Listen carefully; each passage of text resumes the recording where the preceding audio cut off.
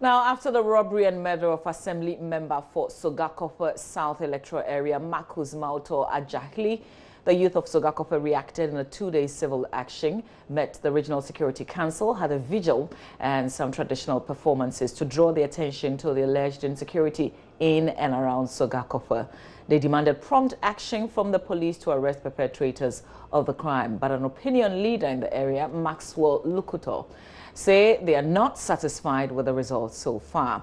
We'll speak to the police about their concerns, but first, joining me via phone is Maxwell Lukuto. Maxwell, good morning. Thank you for your time. If you can hear me, first of all, what have you heard from the police so far?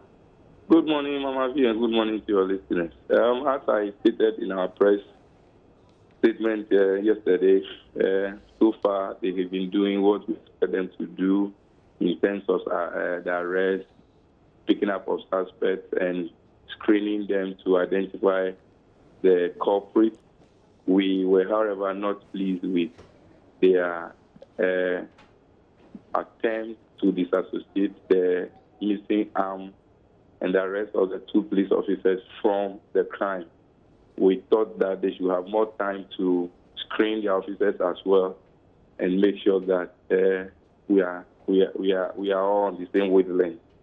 That is our only displeasure with them. But so far, I think that what we expect them to do, they are doing, and they are doing the arrest. So you seem to be convinced that there are two policemen who are deeply involved in this murder.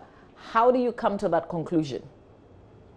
Our information that we also gathered was that the arrest of the two police officers was occasioned by information from one of the suspects that were arrested, that these two officers were the ones that usually hire ammunition to them to perform some of the activities. And so we think that they should take their time and investigate better. It's curious that just in a day or two, the PR was quick to announce that the missing rifles has nothing to do with the crime in question. We thought that it was too quick. So are you thinking that if they had kept them for a longer period, then they would have arrived at a different conclusion from what you're thinking? That's our thinking, that so far they have not given us any concrete information on the other civilians they have arrested. Why were they quick to disassociate their own from this crime? The more time they take to screen the civilians, they should do the same in screening their officers and make sure that they give us the right information. You also allege in your statements that these two police officers are the same personnel who have been put in place to give security to the surviving wife and children of this assemblyman. Where did you get that information from? Inadvertently, that may or is the situation. We got the information from an insider within the security outfit as well. Don't forget, we are collaborating in this effort. It isn't like the police are sitting somewhere and we're also standing at another corner and then throwing tantrums at each other. We actually are collaborating. So we give information and they also give information. It may not be deliberate that they have decided to use these same police officers to as security for their wife and children. It was inadvertent, but we thought that the coincidence was too loud. We are not too sure what exactly the situation. But have you heard from the family, from the wife and children, if they are not comfortable with the kind of security that they've been given? After the knowledge of this, those police officers were withdrawn, and they didn't know until the whole issue came up that some two police officers were arrested in connection with the missing ammunition. It was only then that we got to know that apparently these two were the ones that were providing security. In any case, I had to get the commanders to provide security for them while they were in the hospital and when they were released. And so it's just unfortunate that occurred. Maxwell, you seem to be very influential in the community and you seem to have a lot of information. What's your relationship with the local police? As I said, we continually collaborate. I just came from the police station to meet the commanders, but unfortunately, I have not met the two of them. So I'm wondering... We talk on phone as and when it's necessary. Last night, we had a lot of discussions, and I can assure you that the relationship is cordial. I am only speaking on a matter of principle. Whatever happens and I don't like it, I'll speak about it. So I appreciate that, but I'm wondering, with the information that you have, I'm wondering why the police don't seem to have the same information. I can't be sure they don't have. Maybe for security reasons, they may decide to keep some until it is right for them to give us same information. You're also calling for the DCE to resign, and I wonder why. The DCE is the chairman of DISEC. I spoke to him earlier in the week and made my position clear to him that I don't have a personal fight with him. I am fighting against his position as the chairman of DISEC, whose inaction led to killing of several innocent people. The reaction time of the police during the distress call was so bad. So are you blaming him for all of that? Of course, he's the head of DISEC. Who should I blame? My mother in the village? No, he's the head of DISEC. He's supposed to ensure. I heard, or it was alleged that he himself said that there was breakdown of security in the district. So if you are the head of DISEC and you can say that there is breakdown in security, whose responsibility is it? I hear him blame the numbers of the police who are supposed to man the district, that instead of 30, we have 21. Whose responsibility is it to push and to make sure that police service send the right numbers that will be able to provide security to us? I hear the patrol vehicle is not functional. Whatever happened, whether it is only about the fuel that was alleged, whose responsibility is it to make sure that this vehicle is up and running? After all, he himself is provided with security. Does he not care about the security of the citizenry who he is supposed to be leading? So for me, as an individual, even the police sometimes in need approach some of us who are opinion leaders in the community to help fuel their patrol vehicles to move about in the night. So if we individuals can even do some of those things, how much more he, the DC, who is the chairman of DISEC? Maxwell, going forward, much more to make sure we are secure. Going forward with the many recommendations that you've given, what are your expectations? Our expectation is that as we are doing, we'll continue to collaborate with the police, we'll provide them the necessary information, and we expect that they should be up anytime we call. I must say that so far, so good. Last night, there were a lot of collaboration leading to some other arrests.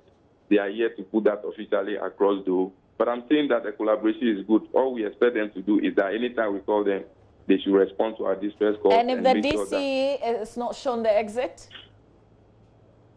What can I do as an individual? My responsibility is to make sure that I put these people on their toe to provide security. As I speak, I fear for my own life.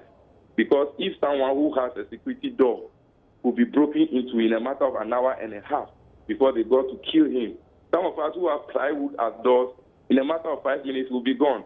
And so, you see, as I fight for these culprits to be found, I am doing a bit to make sure that me, myself, I am safe in the community. So, calling for the DC to resign, as I said earlier, is not a personal fight. It's a matter of principle. I will keep pushing and make sure that the right things are done. It is left to the regional minister and the president to kick his ass or otherwise. But I will continue to talk and make sure that the right things are done. In your statement, you did indicate that some people were put before courts. I said that some people are being arraigned for court. Whether they've gone to the court or not is the police who are supposed to give that information. So apart from the general information of 4 persons having been arrested, do you know anything more in terms of arrests? I'm not sure I'm the best person to disclose the other arrests that have been made. The police. Well, you live in the community. You live in the community. You're closer to it than those of us who are asking the questions. So it is in that regard that I'm asking you. As I said earlier, some more arrests have been made. Well, we'll leave the conversation here. Thank you for your time. But the police have arrested and placed in custody 4 persons they suspect may have played roles in the murder of the assemblyman. And that influence that we just spoke to in the community, Maxwell has also indicated, though we haven't confirmed that yet, that more arrests have been made. A statement issued by the Volta Regional Police Command and signed by the Regional Public Relations Officer on Sunday said the 4 are currently assisting police investigation and will be duly arraigned in court. So formally, that's the information that we have. Police have, however, refused to speak to us on this matter. So as and when we do have more, we will certainly share it with you. We'll bring you the right figures in terms of Italy, which has been the worst hit in Europe in a bit. So more of the coronavirus, some of the numbers to share with you here on our show. But away from that, policy think tank Imani Africa is warning of massive chaos and disruption during the December 7 polls should the Electoral Commission push through with its plans to create a new register. Imani argues that the introduction of a new biometric system anywhere in the world creates massive problems, indicating the 2012 elections recorded 35% failure due to the introduction of the biometric system. Vice President of Imani Africa, Bryce Simmons, insists procuring new biometric voter management systems for the 2020 polls would affect the integrity of the election. He is also challenging the Electoral Commission's claim that the cost of procuring new BVMS would be cheaper than refurbishing the existing kits. He spoke at a press conference Tuesday. The argument that the system is so old that if you try and refresh it, it will cost more is not true. In fact, if you try to refresh the existing system, you try and refurbish it, buy a few new ones, and take out only the ones that are truly broken, you will not spend more than $15 million. And if you try and take a registration of only those who have turned 18, you will not spend more than $20 million. Why? It is very simple. You will register about 2 million new people. Anybody who will try and convince you that it doesn't cost more doesn't have any regard for the truth. End of story. And we'll move on and say, is it possible that the actions of the EC can now go beyond losing money and start to affect the quality of our elections? Some of you may say that is more important to me because democracy is expensive, so maybe we should just spend a little bit more and get better quality. In addition to cost, there's also risk, and particularly the risk that because of their actions, the elections you are going to have, not this year, second, the year after, may be far less quality and stable than what we've had before. It's the risk factor of newness, new things. New things tend to be more problematic. What do I mean by that? The existing system that we've had it for long enough that we've learned to use it very well. If you go and buy a new system and you don't install and implement it properly, you can create more problems. So our argument is that the risk of the new platform, re-registering everybody, is far more than using a system that has delivered so many elections since 2012. And our first piece of evidence, using the Observer data report, Imani has mined each and every one of those reports and studied reports about breakdowns in polling stations. And we find that in 2012, when we first implemented this biometric solution, 33% of polling stations had problems. In fact, if you remember, in 2012, in some situations, it was so bad that we postponed the election for one more day. Remember that time? Yeah. It's the only time it has happened, the only time it has ever happened, because it was a brand new system. Well, Bright Simmons also accused the elections governing body of unhealthy practices, including rigging the tender process to suit what he describes as the worst bidder to provide new systems. They published the tender in April 2019. Some people came, some of the best companies in the world, they said, oh, we'll do this for you, we'll do this for you, and we'll charge this amount. They easily looked at all of it and said, for some reason, we don't like what we are seeing, and then they canceled the tender. Then they reissued it again in August. The same set of people came and different vendors came. They said, we'll do this for you, we'll do this for you, and we'll charge this amount. It went on till around December, 4 months of evaluation. Then the committee settled on some people. The EC also started writing to the committee saying, we like these companies. These are tender. We like these companies. We think these are the companies that should go. Eventually, they managed to get some 4 companies through and then send it to the Public Procurement Authority. But they had strong-armed the members of the tender committee to the point where the chairman of that committee was not willing to have his name associated with the process. So the EC got angry, set up a whole new committee, started the tender all over again, starting on 10th January 2020. On 13th January, they met to establish their term of reference. On 17th, they invited the companies to come back. On 18th, they held the demonstrations and the technical evaluation. And then on 19th, because they are magical and they are greatest geniuses in the world, they already had the winner. $72 million, carry and go. But what are the people that lost and why did they lose and things like that? So we started reading the document. They said, oh, the companies that lost, there was one that was very good, called Smartmatic. But as for this company, we're going to do some research about them, and they have some reputational issues. One of them was that in Philippines, the president of the Philippines was angry with them and the electoral commission of that country, and the attorney general said he will even do investigations. So when we look at that, we are suspicious of their track record. We said, okay, let's look at the one that actually won, a company called Thales. This company is a French company. We found out that in 2004, 2005, the company was blacklisted by the World Bank globally for corruption. We started digging. It's like a pattern. This is a company that today, it's under investigation in South Africa for bribing President Jacob Zuma and his people.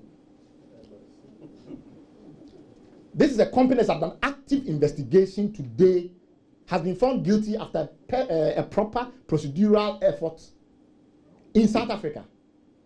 This is a company that in Gabon was more or less run out of that country by NGOs because they went to corrupt the electoral process there. Well, meanwhile, Imani wants the Public Procurement Authority to probe the tender process. Now, the Center for Scientific and Industrial Research is warning of devastating effect of illegal mining on water bodies in the country. According to Dr. Anthony Appiah, who is head of Groundwater Division at the CSIR, the illegal activities have silted river bodies, thereby reducing quantum of potable water to the populace. Speaking on Newsfile Saturday, Dr. Appiah warned the nation stands a risk of importing if drastic measures are not taken. You have Ofane and Odan, they serve the Kumasi area and all that.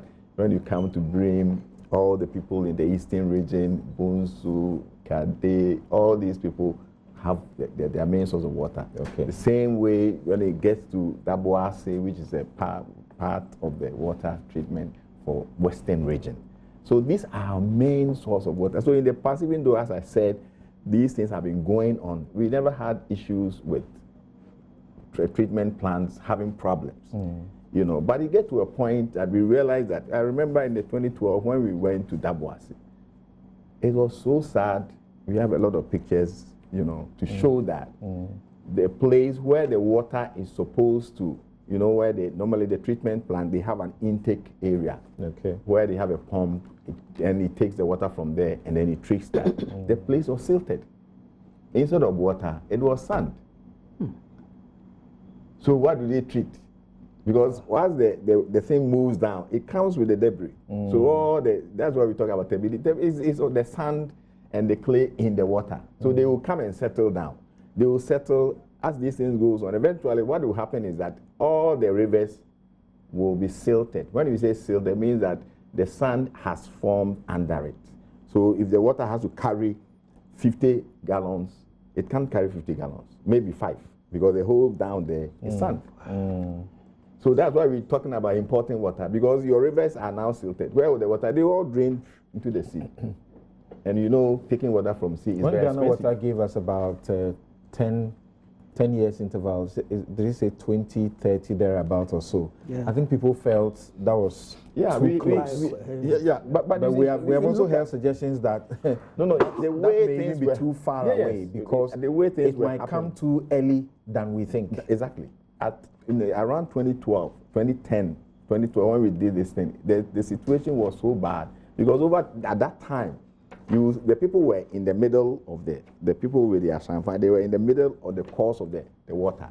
So the water is flowing. They are sitting right there with all the things, doing whatever they are doing. Some of them have diverted the water because they needed water. We divert it, then they flow there because it's an alluvial go, so they need water to treat that. So they will divert it. And then you see the whole place. When we went to Konongo, the whole area, almost like the whole community was there. There was one excavator moving the things, people rushing in, taking sand, which contains these things and selling. It was so bad. I remember that time when we held a press conference in the institute. We invited the military, the police, the prison, the presidency at that time. And we showed them the evidence. I have been to the previous government. I was with a deputy director general to the vice president's office to show them the picture we have seen. Yes, I remember he exclaimed and said, how is this thing going on? It was when I was reading your paper that I discovered that you have been giving us these warnings and cautions long before Ghana Water 2 years ago came and told problems. us that we are likely to begin to import water. Exactly. So bring us to today.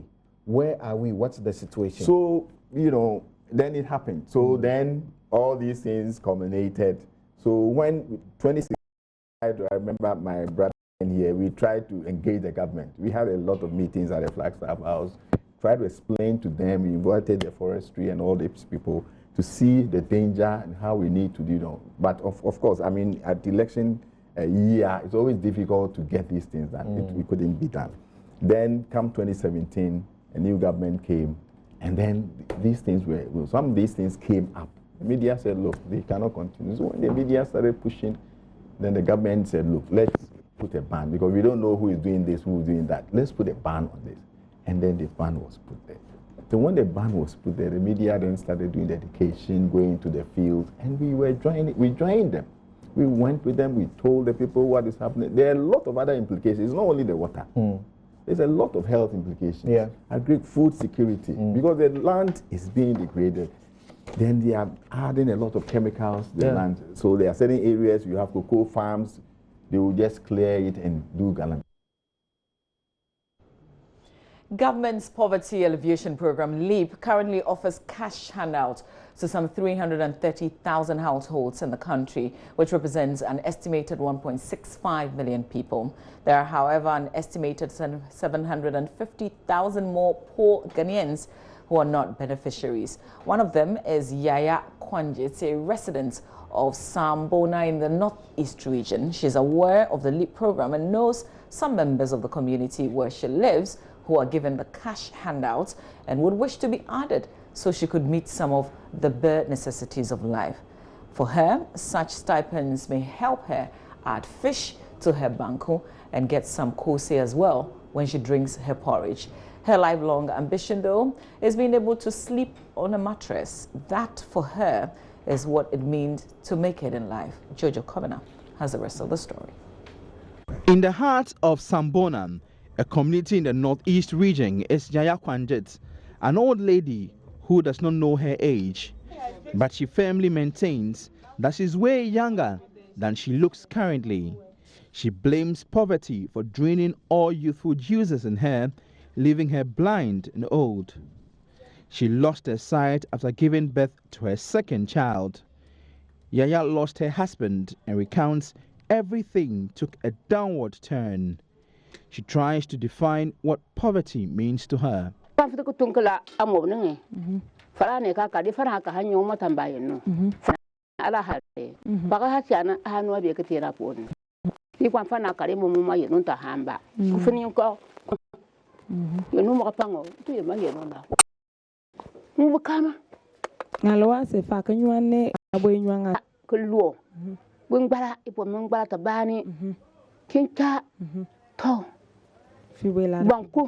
Poverty is when you depend on people for everything.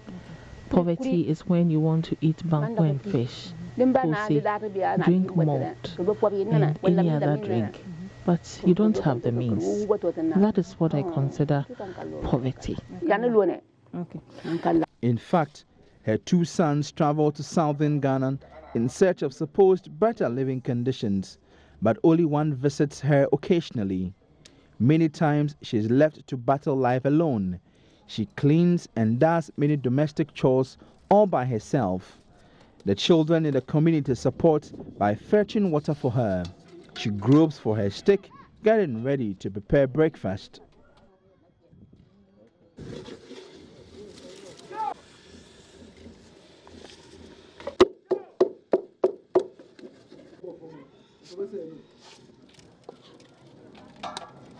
She plants her own okra and periodically gets maize from her son and sometimes people in the community.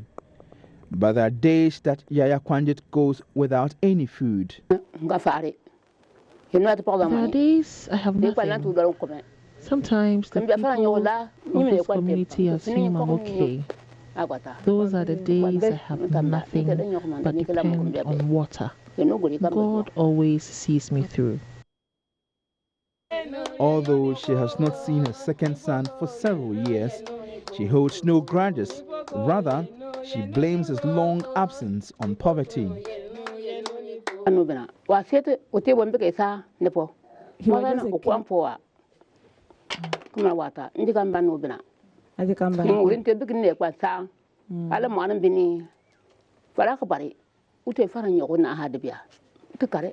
No one with the back was at dinner. When they took a come with when woman can't do Faranyo one bay. My son was very young when he left. This community is very poor. He had no choice but to leave. I learned he has a family down south, but he has never contacted me. I don't blame him. I know life is hard down south.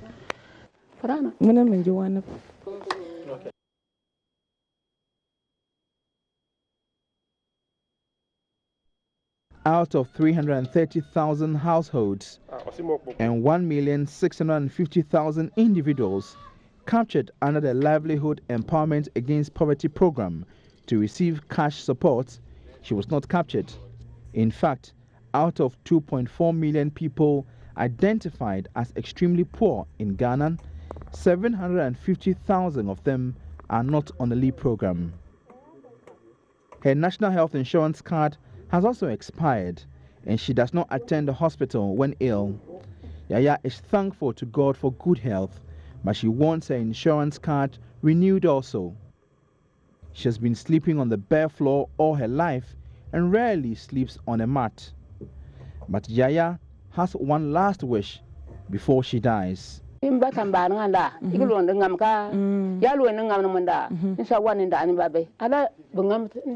I die, I want to also sleep on a mattress. Now, I don't even have a mat. And the only thing I want is a mattress. To improve her life, the East Gonja district should strongly consider visiting her and capturing her on the LEAP program. She is grateful that the news team visited her and sends us off with a prayer.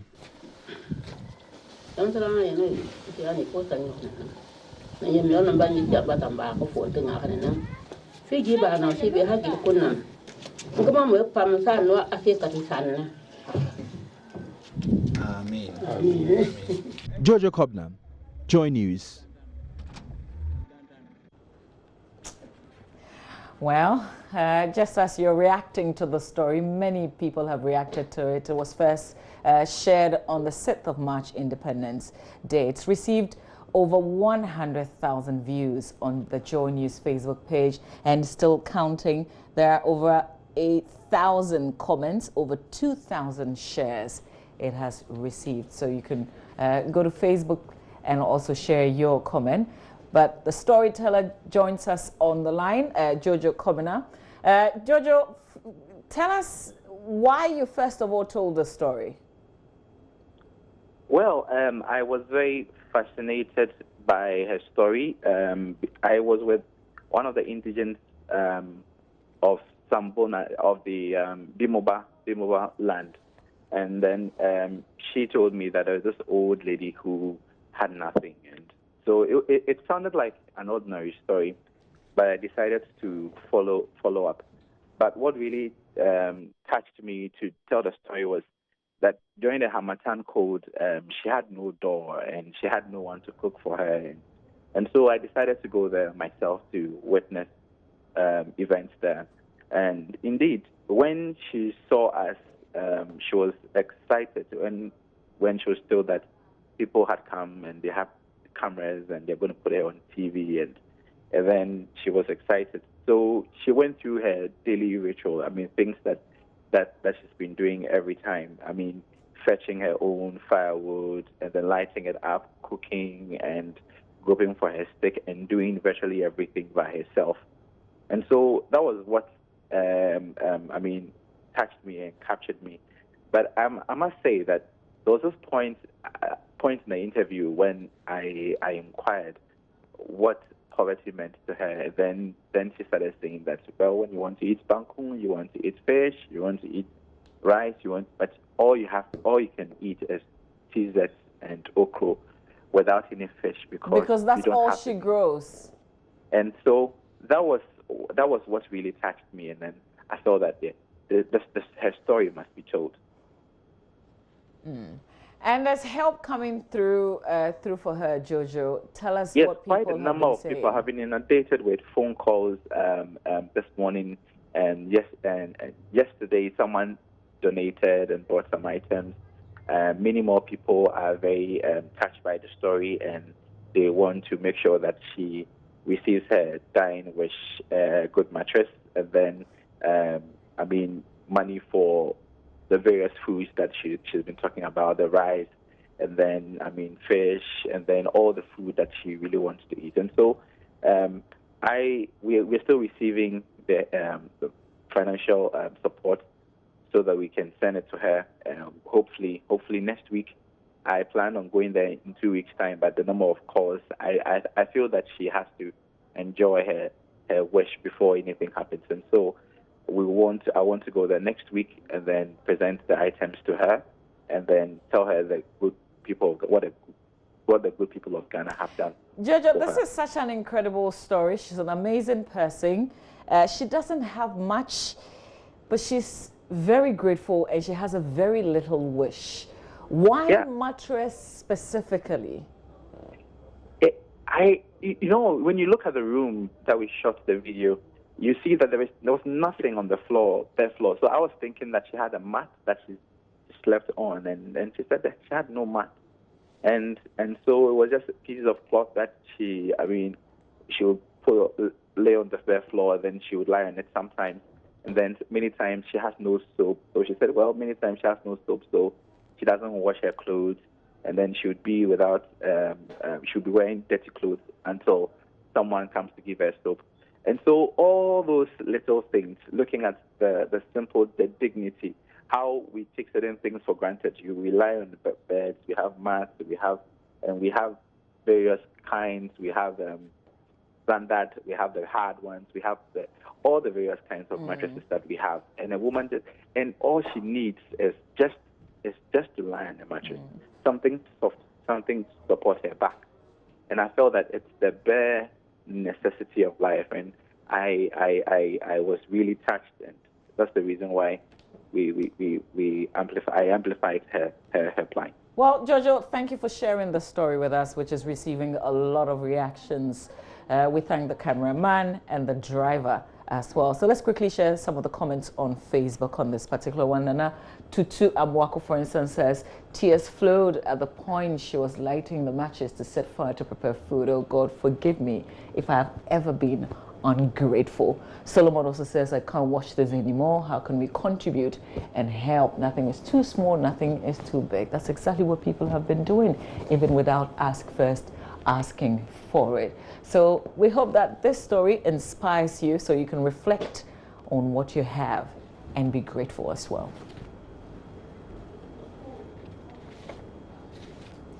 Well, stay with us. Daryl Kwao will bring us details of the story. The Bank of Ghana is extending the deadline for mobile money operators and fintechs to meet capital requirements. Business is up next.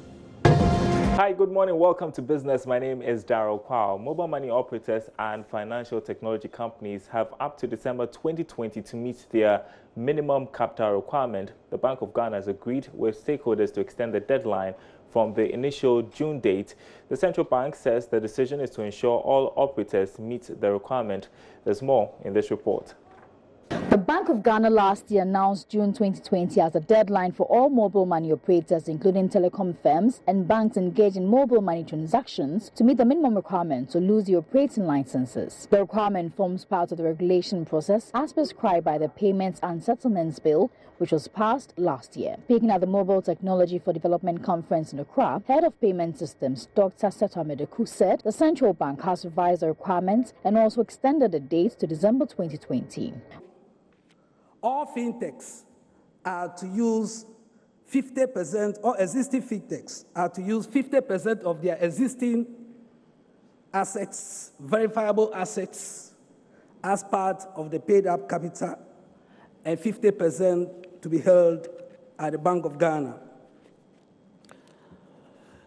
In addition, the governance framework and infrastructure requirement deadline has also been extended to December 2020.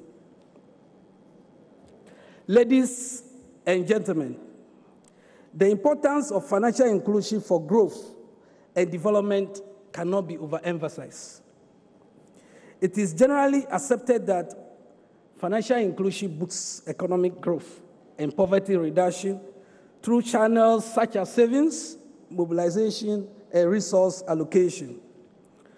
Most importantly, to central bankers, financial inclusion supports our efforts to maintain price stability. Vice President Dr. Mahmoud Bawumia, who launched a conference organized by the Ghana Chamber of Telecoms, applauded efforts by operators to digitize the economy. He advocated the yet-to-be-introduced universal QR code system and says it will make payments for services easier. Use and pay your trotro fare. It's very simple. No quarrels about changes. So we need to now move in that direction where we are using this mobile technology to actually effectively make Ghana a cash-light society. Now, as the coronavirus continues to wreak havoc on global economies, Ghana's pharmaceutical chamber is worried about a possible shortage of drugs. This is because the world's largest producer and exporter of essential drugs, India, has banned the exports of some 25 essential drug ingredients as it braces up for an outbreak in that country. Now, Chairman of the Chamber of Pharmacy, Harrison Kofi Abutiate, tells Joy Business the development could impact local pharmaceutical firms in the long run. Charles Aite has more in the following report. The Pharmaceutical Chamber of Ghana says the coronavirus outbreak could have an impact on Ghana as it relies heavily on China and India for drug ingredients. The coronavirus has reached astronomical levels as economies like China and Italy remains on lockdown. So far, India, a global hub and supplier of essential drug ingredients to European and emerging markets, has placed a ban on the export of essential drug ingredients as the country prepares to stock up against a possible outbreak of the virus. Speaking to Joy Business at the media launch and unveiling of a logo for the 2020 Ghana Pharmaceutical Expo, Chairman of the National Executive Council under the Chamber of Pharmacy Ghana, Harrison Kofi Abutiate, explained the ban has dire implications on the local industry. China has a big raw material setup, and therefore, if it hits that hard, that could be a problem. The restricted drugs include paracetamol, one of the world's most widely used pain relievers. Meanwhile, Harrison Kofi Abutiate has urged pharmaceutical companies to alert government to any imminent shortage. If there are going to be shortages, they should warn people, they should warn the government or put an alert that there's likely to be the shortage of this, and therefore maybe ask the government to find alternative sources of supply. Meanwhile, the Chamber of Pharmacy Ghana unveiled a logo for the 2020 Ghana Pharmaceutical Expo, which will center on making Ghana a pharmaceutical hub within the sub-region. Here is Deputy Minister of Health, Alexander Kofi Kum-Aban. The Ministry of Health is looking forward to a successful GAFEX 2020 that would create the needed networking environment for the key stakeholders, both from the international and the local pharmaceutical industries. The expo is under the theme Making Ghana a Pharmaceutical Hub, Opportunities and Partnerships. And that's your business update. Sports is up next.